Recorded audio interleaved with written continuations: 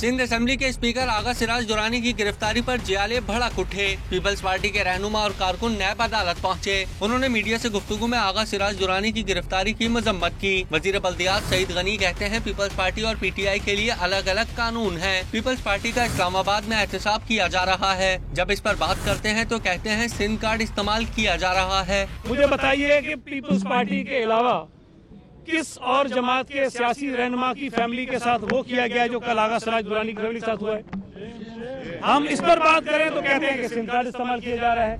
वजीर तरक्की नस्मा सिंह शायला रजा का कहना था कि वजीर आजम की बहन के भी लातादाद अकाउंट निकले हैं। गिरफ्तारियों से घबराने वाले नहीं हैं। ये सिलसिला ना रुका तो सिंध भर से रद्द अमल आएगा।